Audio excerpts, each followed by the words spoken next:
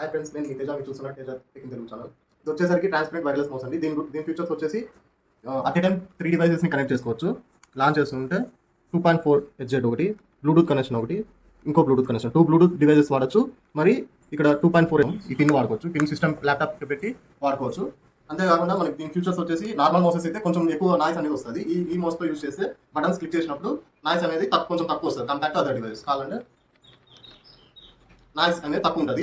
ఇందులో main feature వచ్చేసి మనకి ఇక్కడ మానిటర్ బటన్ ఉంటుంది. ఆ బటన్ కొడితే ఎక్కడున్నా మన స్క్రీన్ అన్ని స్క్రీన్లు మినిమైజ్ అయిపోతాయి. అంతేకాకుండా డిపిఐ బటన్ ఉంటుంది. దీంట్లో 4 స్పీడ్ ఆప్షన్స్ ఉంటాయి డిపిఐ కంట్రోల్లో. ఇది డిపిఐ ఎందుకు యూజ్ అవుతుందంటే స్పీడ్ కంట్రోల్ అనమాట. స్క్రోల్ చేసినప్పుడు స్పీడ్ ఎక్కువ వచ్చేస్తుంది. ఇది డిపిఐ సెట్టింగ్స్ మార్చుకుంటే మనం స్క్రోలింగ్ అనేది కొంచెం స్లోగా అవుతుంది తిప్పినప్పుడు. ఈ మౌస్ ఫుల్ ఛార్జ్ పెడితే 30 డేస్ వరకు వస్తుంది. ఇది మనం టైప్ సి పిన్తో ఛార్జింగ్ పెట్టుకోవచ్చు.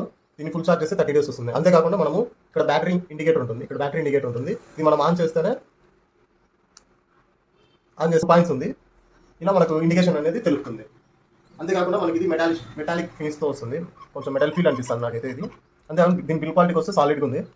ఇది వచ్చేసి మనకి పిన్ అనేది ఇది ప్లాస్టిక్ ఫ్రేము. ఇది వచ్చేసి మన మ్యాగ్నెటిక్ అటాచ్మెంట్ ఉంటుంది. మనం పిన్ని డైరెక్ట్గా ఇలాగే అటాచ్ చేయొచ్చు. జాగ్రత్త ఊడిపోతుంది, కిందికి పడిపోకుండా ఉంటుంది. వీడియో మీకు నచ్చినట్టయితే లైక్ చేయండి, షేర్ చేయండి, సబ్స్క్రైబ్ చేయండి. Thanks for watching.